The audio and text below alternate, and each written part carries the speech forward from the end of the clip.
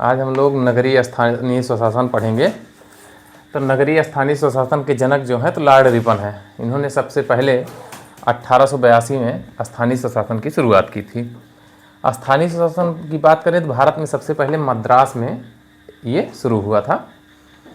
ठीक है, तो स्थानीय स्वशासन मतलब हुआ नगरों का शासन कैसे किया जाए, नगरों में पंचायती राज कैसे लागू किया जाए। तो सबसे पहले नगर निगम कहाँ बना था? मद्रास में 1867-68 में ये बनाया गया था।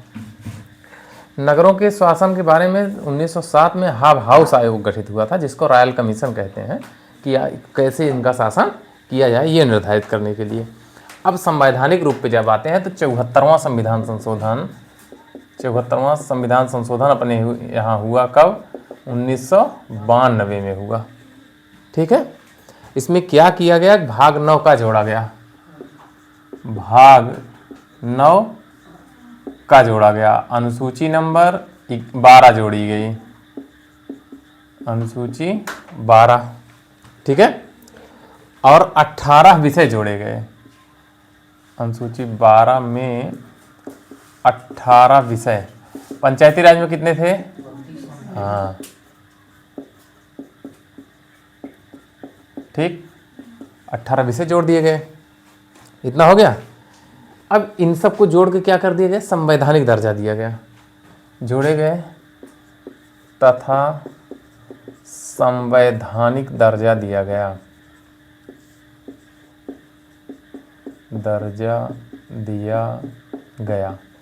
ठीक, और 1 जून 1993 से ये लागू हो गया। ठीक है, अब कहाँ से कहाँ तक है? अनुच्छेद अगर देखेंगे हम, अनुच्छेद नंबर तो 243 ता से या छा, हिंदी में ता को पी कहेंगे, ठीक है, या छा को जेड कहेंगे, या को जेड और जी कहेंगे इसको छा को। तो 243 ता से या छा या जेड जी तक है, इसका वर्णन हुआ है। ठीक है, अब एक एक छोटे छोटे अनुच्छेद को हम देखते हैं है क्या। तो 243 पी या ताइस कहोगे। ठीक है, इसमें क्या है? जैसे 243 में गांव के बारे में परिभाषा दी गई थी, वैसे यहाँ पे परिभाषा दी गई है। किसकी? समिति की, जिला की, नगर की, महानगर की, नगरपालिका की, पंचायत की, जनसंख्या की परिभाषा दी गई है। ठीक, तो समिति, जिला, महानगर क्षेत्र, समिति, जिला, महानगर क्षेत्र, नगर पालिका क्षेत्र,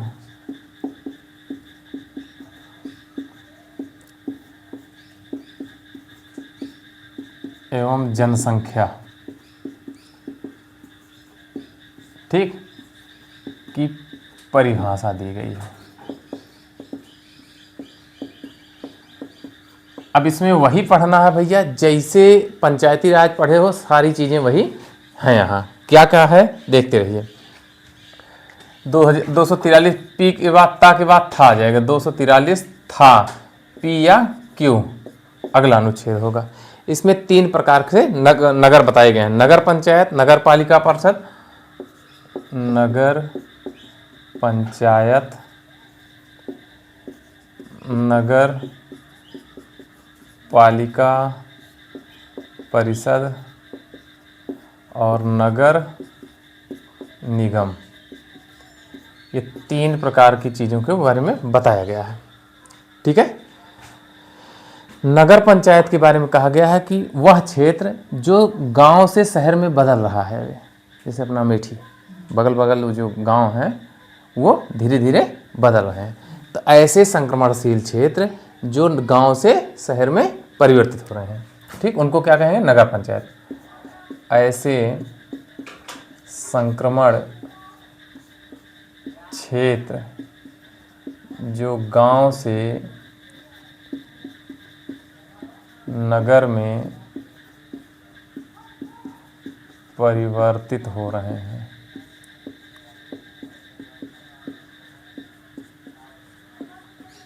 ठीक, ये कौन सा हुआ? इनको छोटे जो शहर होते हैं, छोटे शहर या लघु नगरीय क्षेत्र,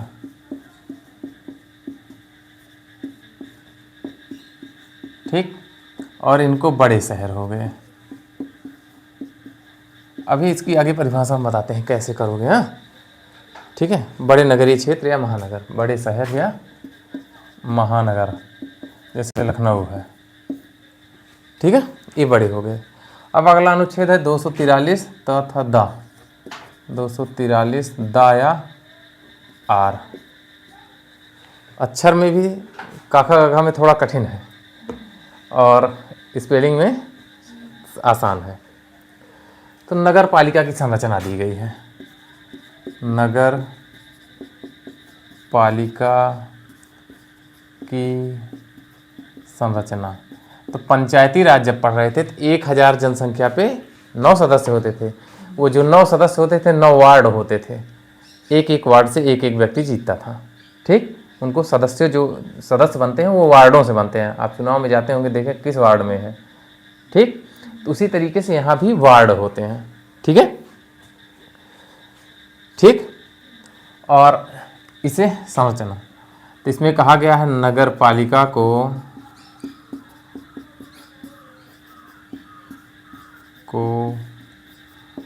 वार्डों में बांटा गया,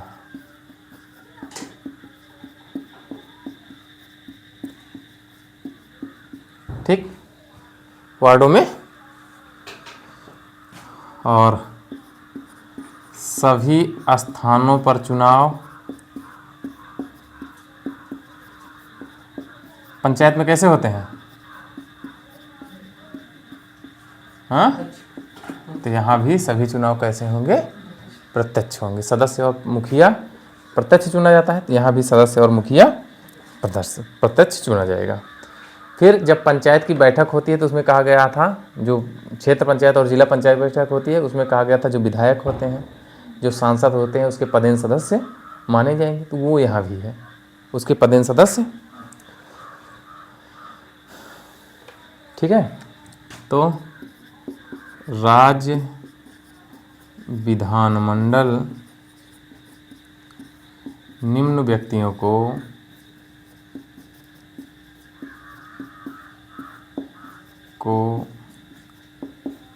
बैठक में शामिल कर सकता है।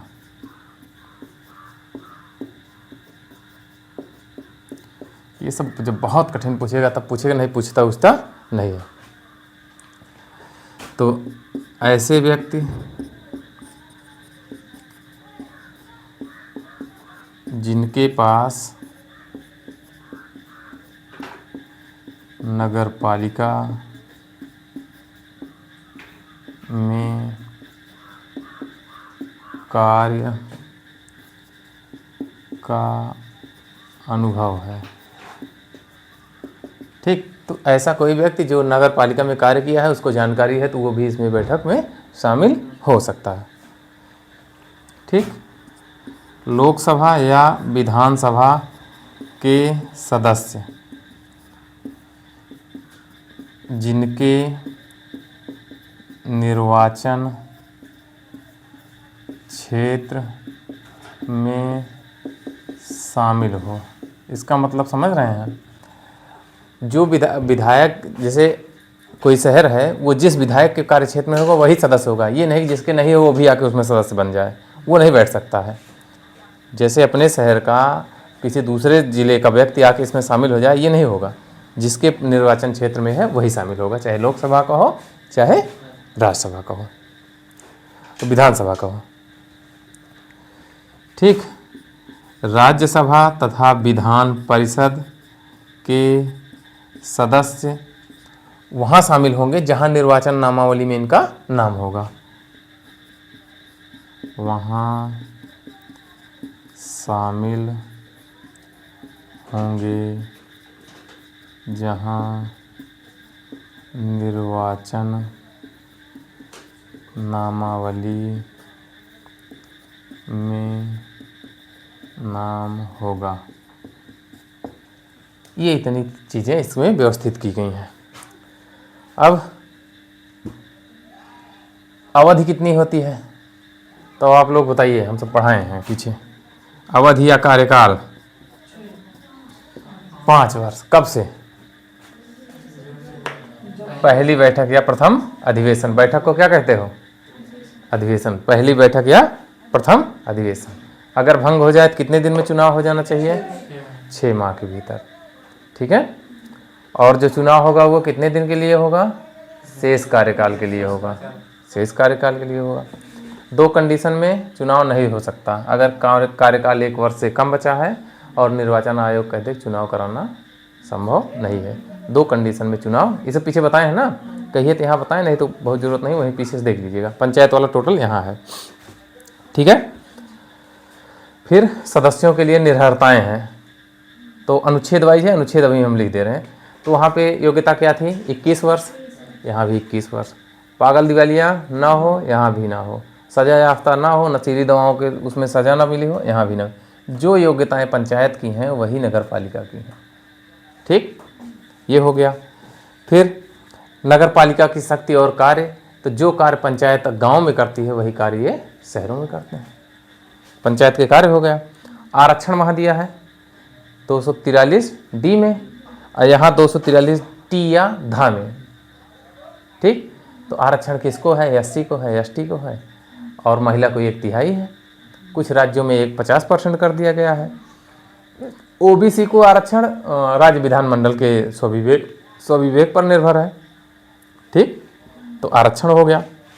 फिर वहाँ वित्त आयोग बताए हैं आपको क्या करता है, तो राज्य के संचित निधि में ये मतलब पंचायतों को धन आवंटन का सलाह देता है। जैसे केंद्र में केंद्रीय वित्त आयोग करता है, वैसे राज्य में राज्य वित्त आयोग कार्य करता है। ठीक, फिर अगला है निर्वाचन, तो पंचायतों का निर्वाचन राज्य निर्वाचन आयोग करता है, तो वही राज्य निर्वाचन आयोग नगर पालिकाओं का भी निर्वाचन कराएगा। दोनों का निर्वाचन साथ ही होता है। ठीक, तो जो उसके कार्य हैं वही यहाँ है। तो ये अनुच्छेद है इससे संबंधित, बस और कुछ है नहीं। ठीक है।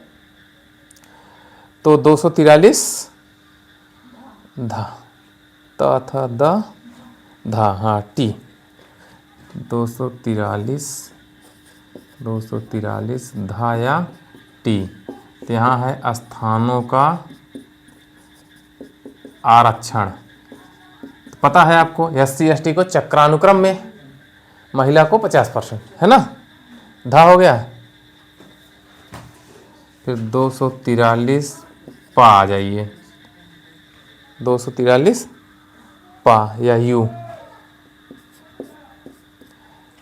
इसमें है 6 माह से अधिक कार्यकाल शेष रहे पर निर्वाचन, हाँ शेष रहे 6 माह से ज़्यादा तो निर्वाचन हुए, 6 महीने से कम रहे तब ना हुए। ठीक है। अगर कार्यकाल 6 माह से अधिक है तो विघटन के पश्चात निर्वाचन शेष कार्यकाल के लिए होगा।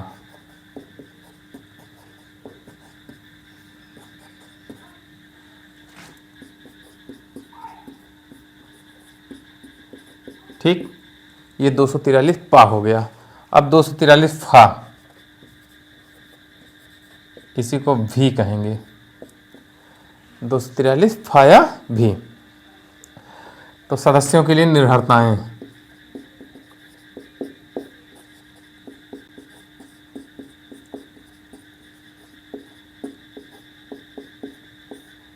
निर्भरताएं 243 फा के बाद प फ बा, बा डब्लू, नगर पालिका की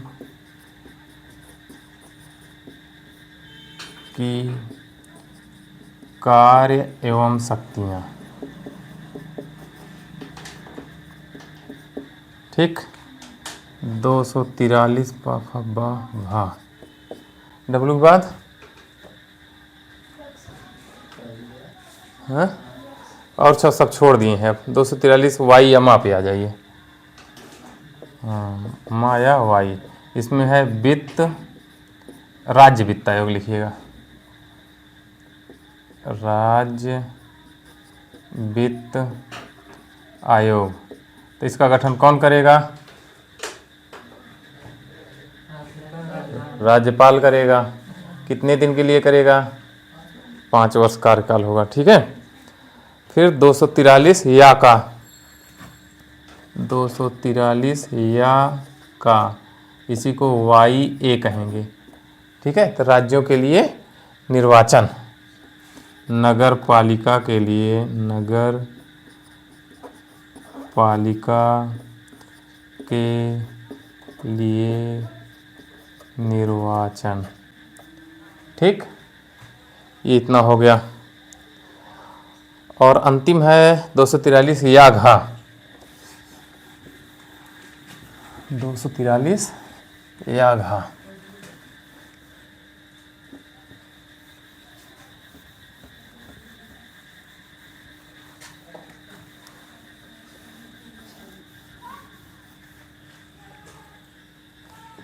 दो सौ तिरालीस या घा या वाई डी, वाई डी जिला योजना समिति है। इसमें जिला योजना समिति है। ठीक, ये इतनी चीज़ें इसमें दी गई हैं। अब नगरीय क्षेत्र कहते किसको हैं? नगरीय क्षेत्र तो परिभाषा जो है कि वहाँ की जनसंख्या कम से कम 5000 हो। तो जनसंख्या, तभी उसको नगर कहोगे, 5000 से कम ना हो, पहला। दूसरी शर्त है कि जो लोग वहाँ रह रहे हैं उसमें से 100 में 75% लोग खेती ना करते हों, दूसरे काम में लगे हों। ठीक है। हाँ, कार्यशील पुरुषों का 75% से अधिक, 75% से अधिक गैर कृषि कार्यों में लगा हो।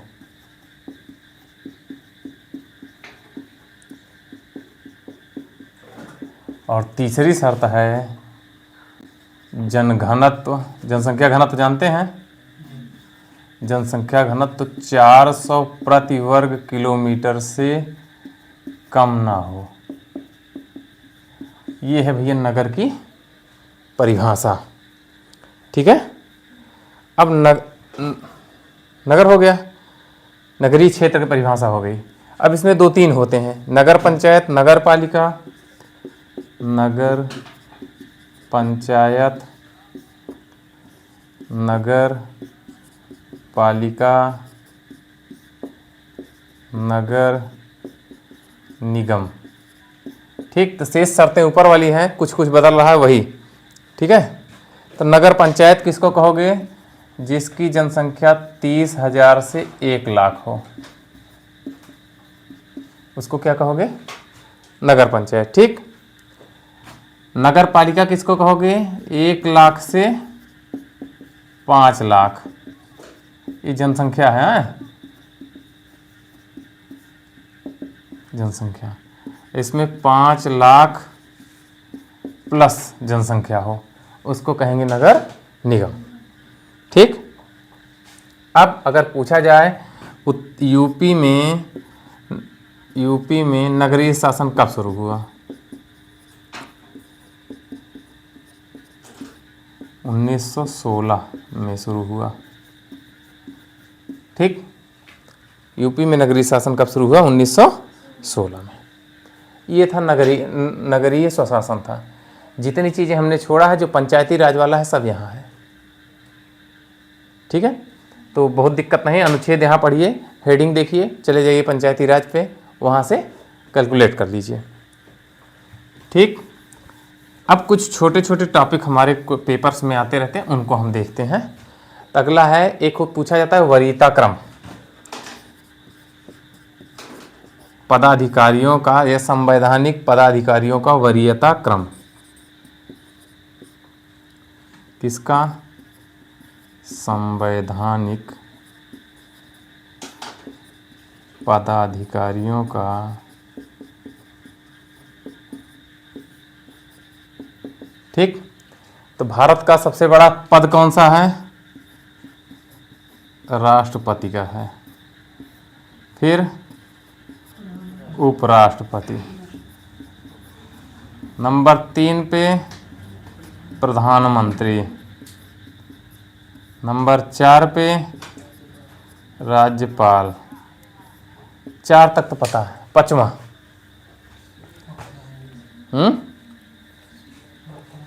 नहीं, पूर्व राष्ट्रपति। ठीक, पूर्व राष्ट्रपति आ जाएंगे इसमें, और आ जाएंगे उप प्रधानमंत्री। उप प्रधानमंत्री हम 8-9 पॉइंट बताएंगे, उससे ज़्यादा पूछा उछा नहीं जाता है। 1 2 3 4 5 हो गए ना। छठा, भारत के मुख्य न्यायाधीश। इसका मतलब जानते हो? सुप्रीम कोर्ट की बात हो रही है, और इसी के साथ लोकसभा अध्यक्ष भी हैं। इन दोनों का नंबर डाल लीजिए। 1 2 3 4 5 6। 6 नंबर पे आएंगे मुख्य न्यायाधीश और लोकसभा अध्यक्ष। 7 नंबर केंद्रीय मंत्री जो होते हैं वो आते हैं। ठीक, चीफ मिनिस्टर, मुख्यमंत्री जितने होते हैं वो आते हैं। मुख्य मंत्री। ठीक, और भूतपूर्व प्रधानमंत्री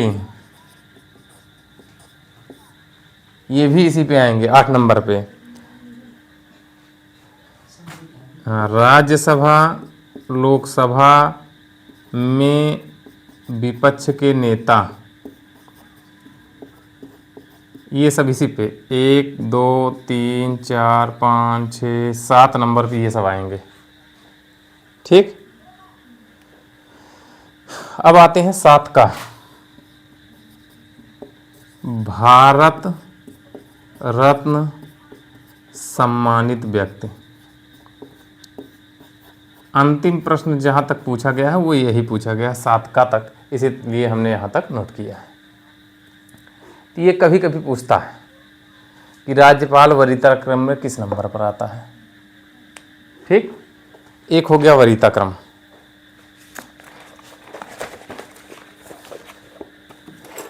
अब हमने अनुसूची नंबर 3 में सूचियां पढ़े थे। अनुसूची नंबर 3 में सूचियां पढ़े थे ना, संघ सूची, राज्य सूची, समवर्ती सूची। तो सूचियां 3 होती हैं। ठीक, तो अनुसूचियां 3 होती हैं, तो उससे संबंधित कुछ विषय से प्रश्न पूछे जाते हैं उनको। संघ सूची,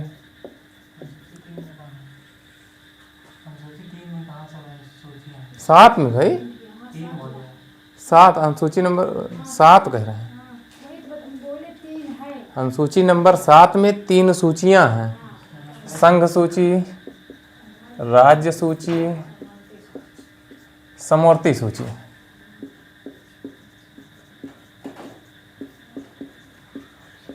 ठीक, तो कितने कितने विषय हैं सब पीछे हम बताए हैं, कुछ पूछे जाते हैं वो। तो इसमें संयुक्त राष्ट्र संघ, संघ, राजनीतिक दूत, जो दूसरे देशों के दूत आके रहते हैं भारत में, वो सब किसका मामला है? संघ का। खनिज पदार्थ,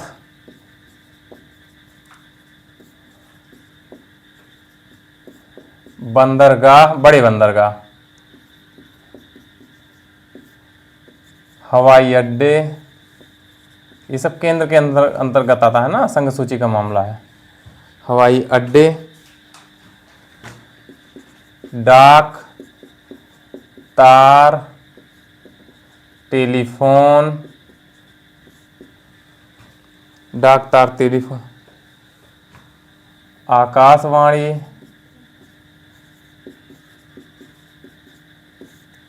चलचित्र,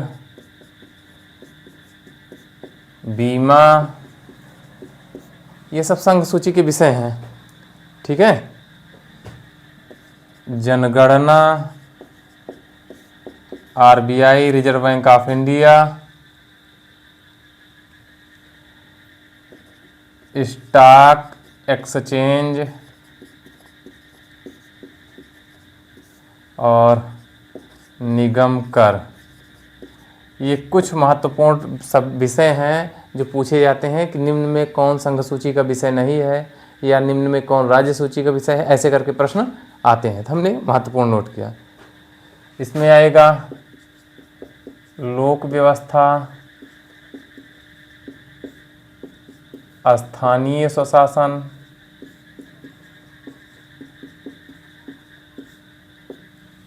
स्थानीय स्वशासन, मनोरंजन, विद्युत कर, अभी थोड़ा थोड़ा अंतर है, थोड़ा सा देखिएगा, रेल पुलिस, ये खूब पूछा जाता है, गैस,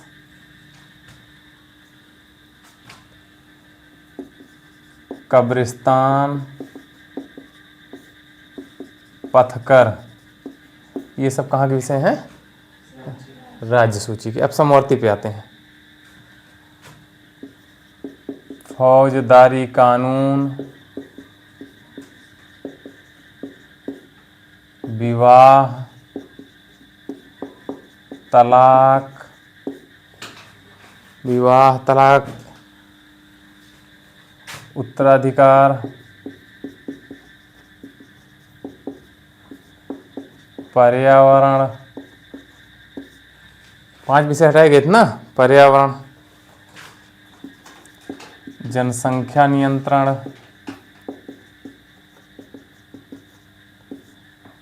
नापतोल, शिक्षा, स्वास्थ्य, शिक्षा स्वास्थ्य, शिक्षा स्वास्थ्य वहाँ है, वन, विद्युत। अब ध्यान दीजिएगा, यहाँ विद्युत कर जो है राज्य सूची का विषय है, विद्युत कहाँ का है? समवर्ती सूची का विषय है।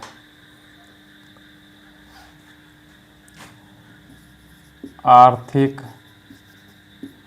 सामाजिक योजना, ठीक, और जन्म मृत्यु प्रमाण पत्र, जन्म मृत्यु पंजीकरण, ये इतनी चीज़ें आती हैं समवर्ती सूची के विषय से संबंधित। ठीक, यहाँ से केवल प्रश्न आते हैं, इनको विषय हमको याद रखने होंगे, ये सब याद करने वाली चीज़ें हैं। अब हम लोग अंतिम चरण पे चल रहे हैं संविधान के, थोड़ा थोड़ा है। अब तीसरा है आयोग या परिषद या अधिकरण। ठीक, ये 3 प्रकार के होते हैं भैया। पहला है संवैधानिक, दूसरा है वैधानिक और तीसरा है गैर संवैधानिक। इसमें हम लोग लगभग पढ़ चुके हैं, जो बचा होगा उसी को पढ़ लेंगे। तो संवैधानिक किसे कहोगे? जिन आयोगों का उल्लेख विभिन्न अनुच्छेदों में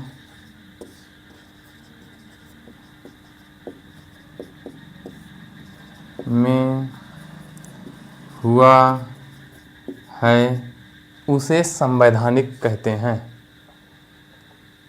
ठीक,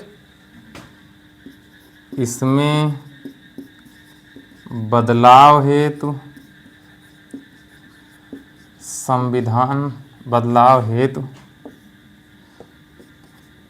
संविधान संशोधन की आवश्यकता होती है।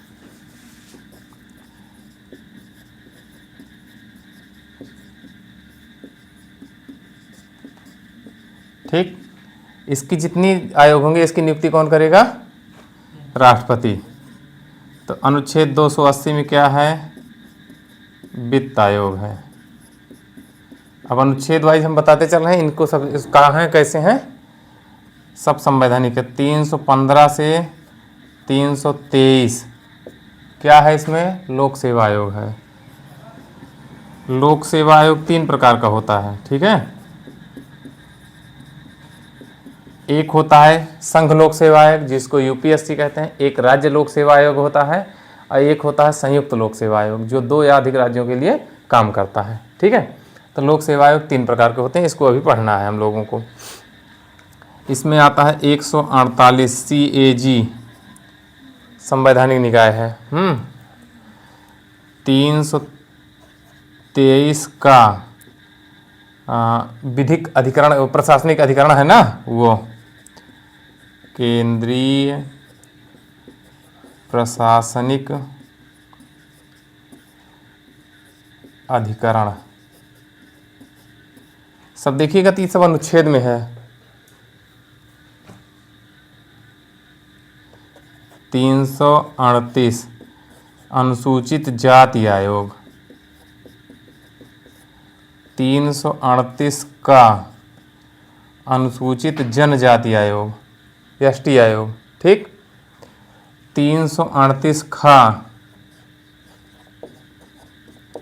ओबीसी आयोग, ठीक। और 324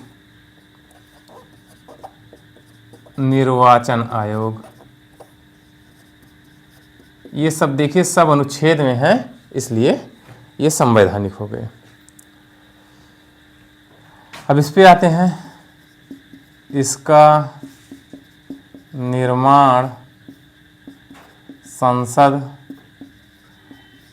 अधिनियम द्वारा या राज्य विधानमंडल द्वारा किया जाता है।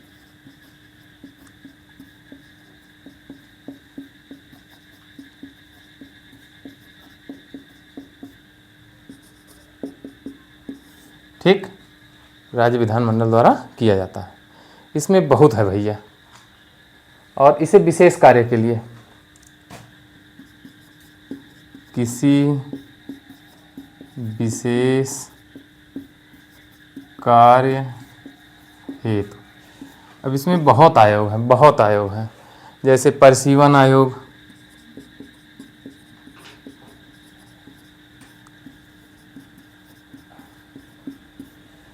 फिर केंद्रीय प्रशासनिक अधिकरण, ये वाला देख रहे हैं, ये इसमें भी है, वैधानिक भी है। केंद्रीय प्रशासनिक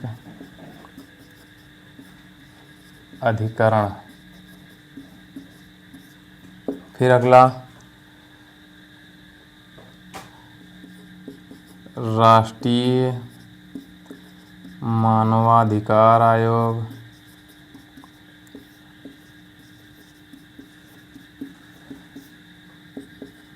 राष्ट्रीय महिला आयोग, फिर राष्ट्रीय बाल अधिकार संरक्षण आयोग,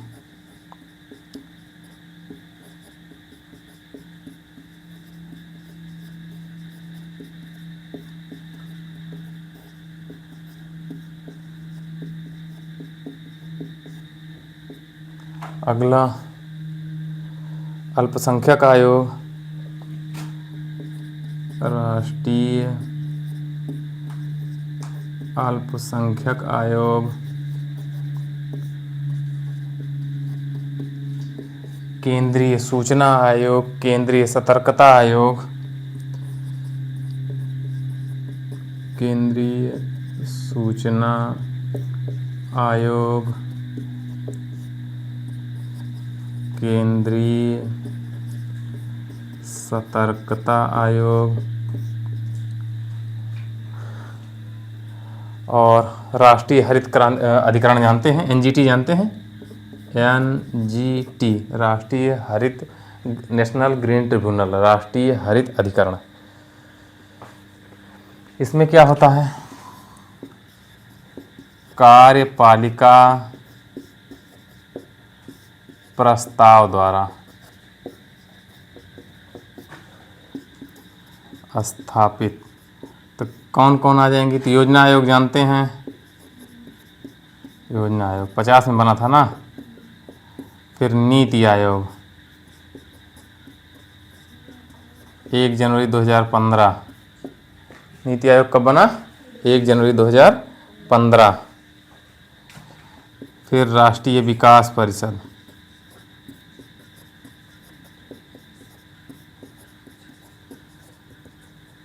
इसी को NDC कहते हो, नेशनल डेवलपमेंट काउंसिल, ठीक है।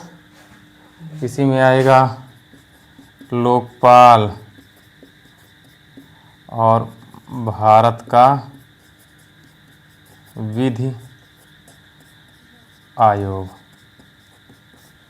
ये इतनी चीज़ें आती हैं, तीनों कैटेगराइज कर दी हैं, जिस अनुसार प्रश्न पूछे उसके अनुसार उत्तर दीजिए। अब हमने आपको अगर देखा हो तो वित्त आयोग शायद पीछे पढ़ा चुके हैं, वित्त आयोग पढ़ाए हैं, CAG हो चुका है, अधिकरण चर्चा हुई है, SC ST OBC ये सब बता दिए हैं। बचा कौन सा, तो 2 बचा है, ठीक। इधर आपको केवल हम कुछ चीज़ें बता देंगे कब बना है। ये 1993 में, ये भी 1993 में, 2005 में, ठीक है। NGT 2010 में। इसमें थोड़ा थोड़ा हम बता देंगे। परसीमन आयोग तो गठित होता रहता है चुनाव के लिए, चुनाव के बाद हर परसीमन के लिए इसका गठन किया जाता रहता है, ठीक। तो SC ST आयोग का गठन अगर आप देखेंगे, ये दोनों 2004 में बना, ठीक है। बाल अधिकार संरक्षण आयोग 2005 हो गया। अल्पसंख्यक आयोग भी 93 में है। सतर्कता आयोग 64 में, सूचना आयोग 5 में, 1964 में, 2005 में, ठीक। और कुछ है, महिला आयोग के बारे में थोड़ा सा जान लिया जाएगा।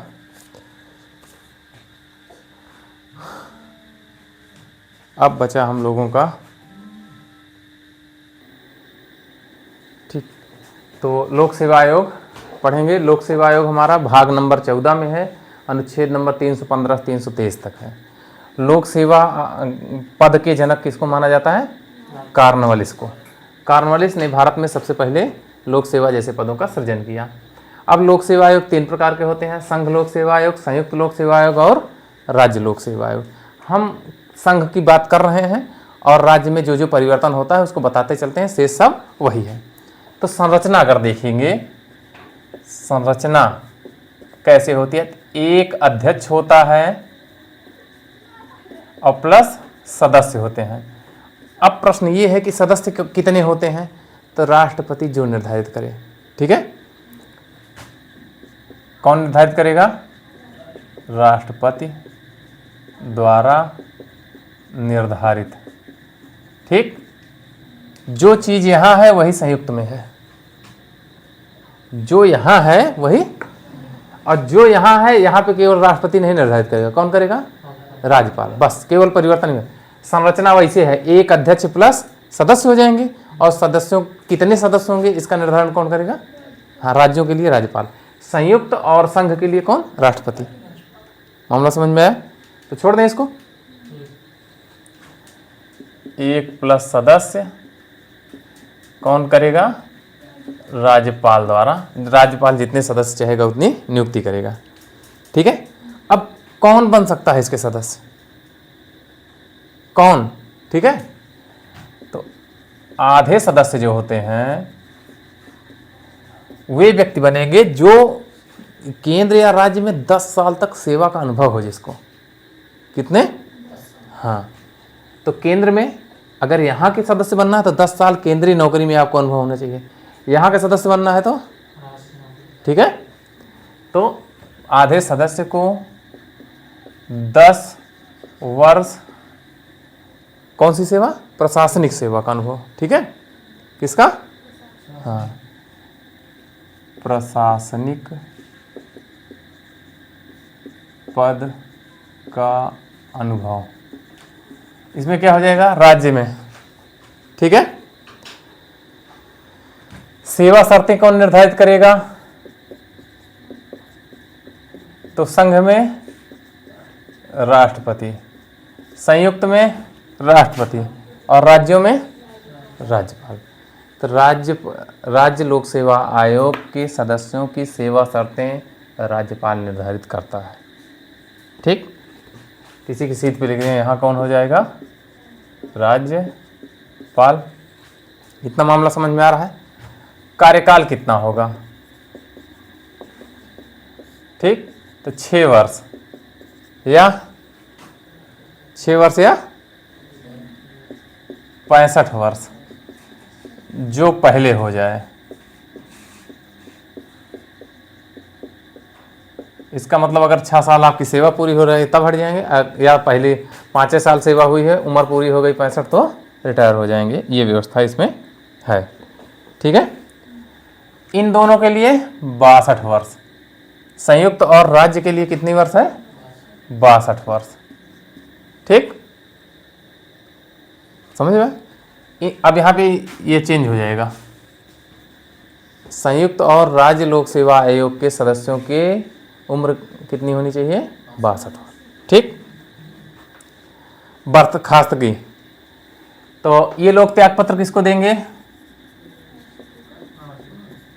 राष्ट्रपति को, ठीक है, जो नियुक्त करेगा उसी को। ये भी राष्ट्रपति को और ये राज्यपाल को, ठीक। ये हो गया इतना।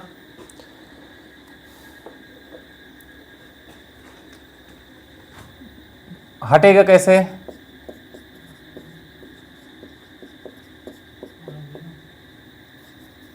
कदाचार के आधार पर।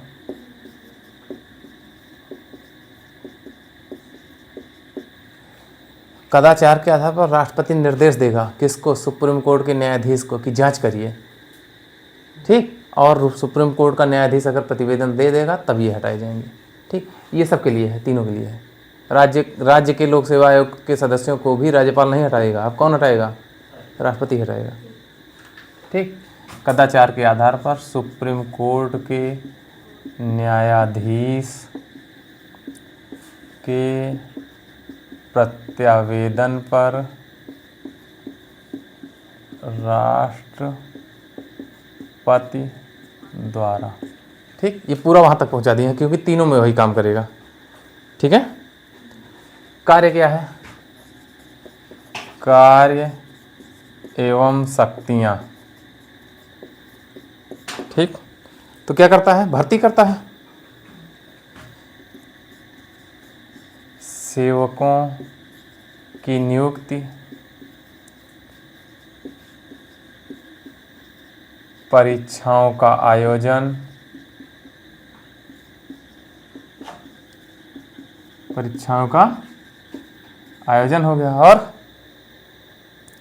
सिलेबस तैयार करता है, ठीक है। पाठ्यक्रम, परीक्षा प्रक्रिया, पाठ्यक्रम, परीक्षा प्रक्रिया, ये कौन तैयार करेगा? सब लोक सेवा आयोग, ठीक। पदोन्नति, पदावनति, पेंशन, पदोन्नति, पदावनति, पेंशन, ये सब निर्धारण कौन करेगा? लोक सेवा आयोग, ठीक है। और 323 अनुच्छेद कहता है कि अब तीनों का है, ठीक है। यूपीएससी अपना प्रतिवेदन किसको देगी? राष्ट्रपति को देगा, ठीक है। और ये किसको देंगे? राज्यपाल को देंगे। संयुक्त वाला राष्ट्रपति को देगा। फिर अगला है 321 कहता है यूपीएस तो कार्य और शक्तियां, लोक सेवकों की नियुक्ति, परीक्षाओं का आयोजन, पाठ्यक्रम का निर्धारण, परीक्षा प्रक्रिया, पदोन्नत, पदावनत, पेंशन, ये सारी चीज़ें जितने भी अधिकारी होते हैं बिना लोक सेवा आयोग की संस्तुति पे ना तो इनका प्रमोशन हो सकता है, ना पदावनत हो सकती है, ना बर्खास्त हो, ये हटाए भी नहीं जा सकते, ठीक है। तो इनकी दो दो फाइलें, एक सरकार के पास चलती है, एक यहाँ पे चलती है, ठीक। अब अनुच्छेद 323 कहता है कि संघ लोक सेवा आयोग अपना प्रतिवेदन किसको देगा? राष्ट्रपति को। इसी तरह राज्य लोक सेवा आयोग किसको देगा? राज्यपाल को। संयुक्त लोक सेवा आयोग किसको देगा? राष्ट्रपति को देगा, ठीक। 321 में है कि संघ लोक सेवा आयोग के कार्यों में वृद्धि संसद कर सकेगी, ठीक। उसी तरीके से राज्य लोक सेवा आयोग के कार्यों में वृद्धि राज्य विधानमंडल कर सकेगा, ठीक। संसद वहां करेगी केंद्र पे, तो राज्यों पे कौन करेगा? विधानमंडल करेगा, ठीक है। अनुच्छेद 321 में 315 से शुरुआत होती है इसकी, उसमें कहा गया है कि संघ और राज्यों के लिए एक लोक सेवा आयोग होगा या संयुक्त लोक सेवा आयोग होगा। ये बातें कहाँ कही गई हैं? अनुच्छेद 315 में। 316 में कहा गया है कि जो लोक सेवा आयोग के सदस्य होंगे इनका कार्यकाल कितना होगा, कार्यकाल बताया गया है, नियुक्ति कैसे होगी। 317 में है ये बताया गया है कि इनकी बर्खास्तगी और निलंबन कैसे होगा। 320 में कहा गया है कि लोक सेवा आयोग के कार्य क्या हैं, और 322 में है कि लोक सेवा आयोग के खर्चे क्या हैं। इस तरीके से ये लोक सेवा आयोग के बारे में हम लोगों ने देखा, ठीक। इसमें 2-3 क्वेश्चन कठिन बनते हैं, जो कि चाहे राज्य लोक सेवा आयोग हो चाहे केंद्रीय लोक सेवा आयोग हो, उनके सदस्यों को तो नियुक्त कर देंगे, लेकिन जब हटाना होगा तो वो कठिन काम है। उस राज्य लोक सेवा आयोग के सदस्य को या अध्यक्ष को हटाना है, उसके लिए सुप्रीम कोर्ट के न्यायाधीश जांच करें और प्रतिवेदन किसको दे? राष्ट्रपति को दे, राज्यपाल को नहीं। मामला किसका है? राज्य का, लेकिन किसको देगा प्रतिवेदन? राष्ट्रपति। तो हटाएगा कौन? नियुक्त किसने किया है? राज्यपाल ने, लेकिन हटाएगा कौन? हाँ, तो क्यों? क्योंकि ये संवैधानिक संस्था है और सरकारें इस पर दबाव न बना सकें, इसलिए ये स्वतंत्र रूप से कार्य कर सकें, इसलिए ये इनको सुविधाएं दी गई हैं। और जो सदस्य और अध्यक्ष होते हैं उनको उनके कार्यकाल के दौरान उनके वेतन भत्तों में नकारात्मक कटौती नहीं की जा सकती। ये सारी सुरक्षा इनको दी गई है। अब हम कल हम लोग निर्वाचन आयोग पढ़ेंगे। एक टॉपिक ये बचा है, फिर संविधान संशोधन और अनुच्छेद पढ़ लेंगे। 2 दिन का बचा है, 2 टॉपिक में हो जाएगा हम लोगों का।